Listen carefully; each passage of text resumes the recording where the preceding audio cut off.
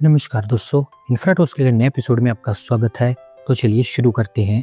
पहली खबर की शुरुआत करते हैं हमारी रेलवेज की तरफ से, जहां पर दोस्तों अमृत भारत स्टेशन स्कीम के अंतर्गत रेलवेज ने 10 और स्टेशंस को रिडेवलप कर दिया है और ये कह सकते हैं कि यहाँ पर लोगों को और बेहतर ट्रैवलिंग एक्सपीरियंस मिल पाएगा। तो दूसरे स्टेशन पंजाब, तेलंगाना, राजस्थान, उड़ीसा, यूपी और दिल्ली, इन स्टेट्स और यूटीज में रिडेवलप किए गए हैं, जिनके ऊपर कुल मिलाकर 424.02 करोड़ रुपीस खर्च किए गए हैं। और अगर आपको मैं थोड़ा सा डिटेल में बताऊं तो पंजाब में जलंधर कैंट रेलवे स्टेशन के ऊपर 125 करोड़ रुपीस, यूपी में विंध्याचल रेलवे स्टेशन के ऊपर 23.24 करोड़ रुपीस, कानपुर के पनकी धाम रेलवे स्टेशन पर 25 करोड़ रुपीस, राजस्थान में दौसा रेलवे स्टेशन पर 15 करोड़ रुपीस, जबकि जैसलमेर रेलवे स्टेशन पर 140 करोड़ रुपीस खर्च किए गए हैं। उड़ीसा के किसिंगा रेलवे स्टेशन पर 22 करोड़ रुपीस, दिल्ली के मोदी नगर रेलवे स्टेशन पर 25.75 करोड़ रुपीस, तेलंगाना के हाईटेक सिटी स्टेशन पर 26 करोड़ रुपीस, महाराष्ट्र में नंदूरा रेलवे स्टेशन पर 10.63 करोड़ रुपीस, जबकि पुणे के बारामती रेलवे स्टेशन पर भी 11.4 करोड़ रुपीस खर्च किए गए हैं। इन 10 में से जलंधर कैंट और जैसलमेर रेलवे स्टेशन, इन दोनों के ऊपर बड़े स्केल पर रिडेवलपमेंट हुआ है, जबकि बाकी स्टेशन को अपग्रेड किया गया है। अगली दोस्त अपडेट केरला से है, जहां पर दोस्तों केरला के अंदर टेक्नो सिटी में एमएसएमई टेक्नोलॉजी कैंपस का काम फाइनली आगे बढ़ता हुआ दिखाई दे रहा है, क्योंकि इसको लेकर टेंडर वगैरह अवार्ड कर दिए गए हैं। तो दोस्तों एमएसएमई टेक्नोलॉजी कैंपस पल्लीपुर में टेक्नो सिटी फेज 4 के अंतर्गत बनकर तैयार होगा। और इनको बता दूं कि इसको बनाने की बातचीत काफी लंबे समय से की जा रही थी, टेंडर्स के कारण इसका काम अटका पड़ा था, लेकिन अब क्योंकि टेंडर वगैरह यहाँ पर दे दिए गए हैं तो ईपीसी मॉडल पर इसका कंस्ट्रक्शन होगा। लैंड वगैरह यहाँ पर पहले एलोकेट कर दी गई थी। अथॉरिटीज का मानना है कि एक बार ये कैंपस बन जाता है तो advance manufacturing, product design, prototyping, precision engineering, automation, robotics और इंडस्ट्रियल इनोवेशन का ये हब होगा। कुल मिलाकर 73.52 करोड़ रुपीस इसके ऊपर खर्च की जाएंगे और अगले 2 सालों के अंदर अंदर आपको ये ओपन होता हुआ दिखाई देगा। अगली 200 अपडेट उत्तर प्रदेश से है, जहां पर दोस्तों यूपी के लोगों को अभी एक और एक्सप्रेसवे मिल चुका है, क्योंकि लखनऊ कानपुर ग्रीनफील्ड एक्सप्रेसवे को यूपी के सीएम और हमारे 2 यूनियन मिनिस्टर्स के द्वारा मिलकर इनॉग्रेट किया गया है। तो दोस्तों ये एक्सप्रेसवे जैसे कि नाम से क्लियर होता है, लखनऊ और कानपुर को डायरेक्टली कनेक्ट करता है। ये 6 लेन का एक्सप्रेसवे कंप्लीटली एक्सेस कंट्रोल्ड है, जिसकी लेंथ अराउंड 62.7 किलोमीटर के आसपास है। लखनऊ के शहीदपुर से स्टार्ट होता है और फिर उन्नाव से होता हुआ कानपुर के चकेरी में जाकर टर्मिनेट होता है। इस एक्सप्रेसवे का एक मेजर पोर्शन NH27 जो कि लखनऊ और कानपुर को अभी कनेक्ट करता है, उसके पैरेलली चलता है। 4200 करोड़ रुपए इसके आसपास खर्च किए गए हैं इसको बनाने के लिए। और अभी फिलहाल इसके चलते होगा ये कि एग्जिस्टिंग हाईवे के ऊपर तो प्रेशर कम होगा ही होगा, साथ ही साथ लखनऊ से कानपुर तक का डिस्टेंस, जिसको पहले कवर करने में 2 से ढाई घंटे तक का समय लग जाता था और इवन ट्रैफिक में उससे भी ज़्यादा समय लगता था, अब वो 1 घंटे के अंदर अंदर काफ़ी इजीली कंप्लीट हो पाएगा। अगली 200 अपडेट मध्य प्रदेश से है, जहाँ पर दोस्तों स्पेनिश कंपनी समर ग्रुप के द्वारा $2 बिलियन यानी कि अराउंड 19,000 करोड़ रुपीस की इन्वेस्टमेंट की जाएगी और इसके लिए उन्होंने मध्य प्रदेश सरकार के साथ में एमओयू वगैरह साइन कर लिए हैं। तो दोस्तों ये इन्वेस्टमेंट रिसेंट टाइम्स में कह सकते हैं कि मध्य प्रदेश में one of the biggest investment होगी। हालांकि कहा तो ये गया है कि सेमीकंडक्टर और डेटा सेंटर्स के एरिया में यहाँ पर इन्वेस्टमेंट होगी, लेकिन मेजोरिटी ऑफ द इन्वेस्टमेंट आपको डेटा सेंटर के एरिया में होती हुई दिखाई देगी, क्योंकि 1 गीगावाट के आसपास कैपेसिटी यहाँ पर वो डेवलप करने की प्लानिंग में है। अभी फिलहाल उन्होंने मध्य प्रदेश सरकार से भोपाल के अचारपुरा इंडस्ट्रियल एरिया में लैंड वगैरह डिमांड की थी, जहां पर मध्य प्रदेश सरकार के द्वारा 1 हफ्ते के अंदर अंदर इनको 15 एकड़ ऑफ लैंड एलोकेट कर दी गई है। और अगर इनका पूरा प्लान मटेरियलाइज हो जाता है तो 5000 के आसपास जॉब्स यहाँ पर जनरेट होंगी। अगली 2 अपडेट हमारी road transport and highway ministry की तरफ से है, जहां पर देश के अंदर बस ट्रांसपोर्टेशन को लेकर उन्होंने एक नया प्लान सामने रखा है और अभी उनके द्वारा डिसाइड किया गया है कि बस ट्रांसपोर्ट को ऑर्गेनाइज तरीके से ऑपरेट करने के लिए airport style private bus ports को सेटअप किया जाएगा।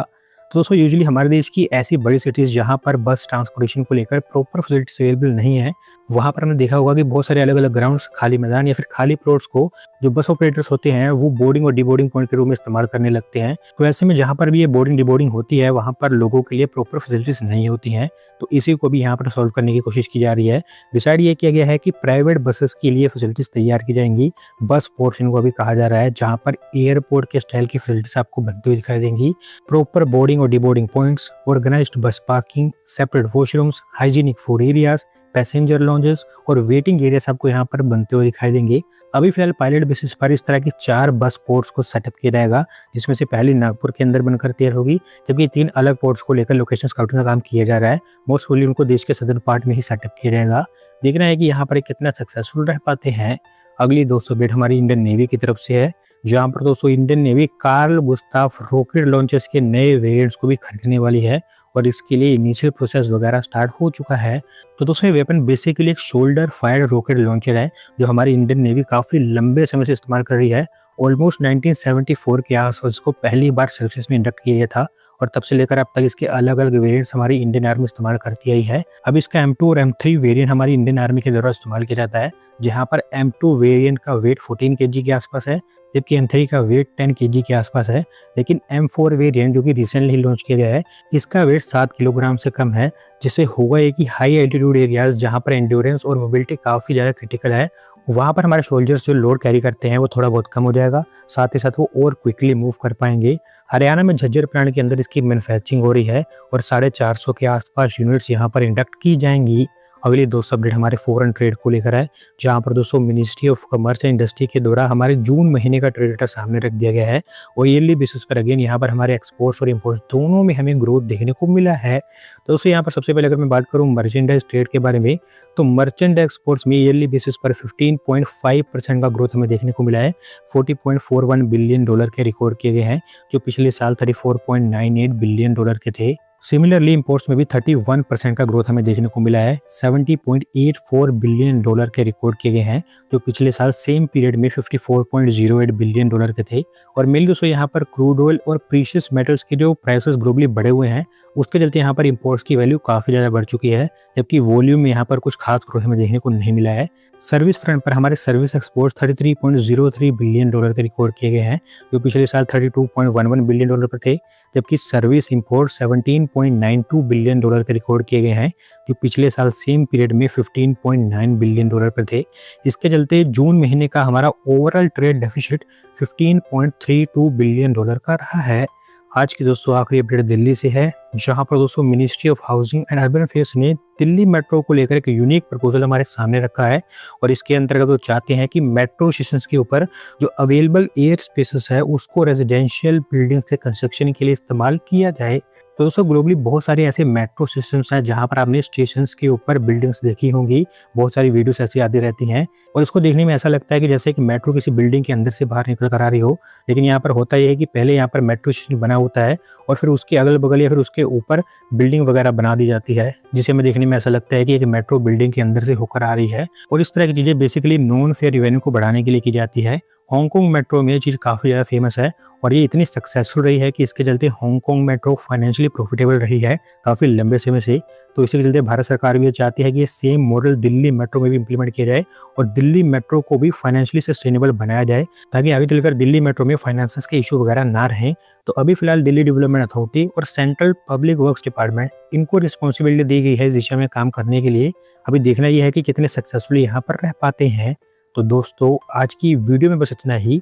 अगर आप अपनी तरफ से अपडेट सबमिट करना चाहते हैं तो डिस्क्रिप्शन में दिए गए लिंक पर क्लिक करके सबमिट कर सकते हैं। और अगर आज की वीडियो पसंद आई हो तो वीडियो को लाइक करें, चैनल को सब्सक्राइब करें। धन्यवाद वीडियो को देखने के लिए।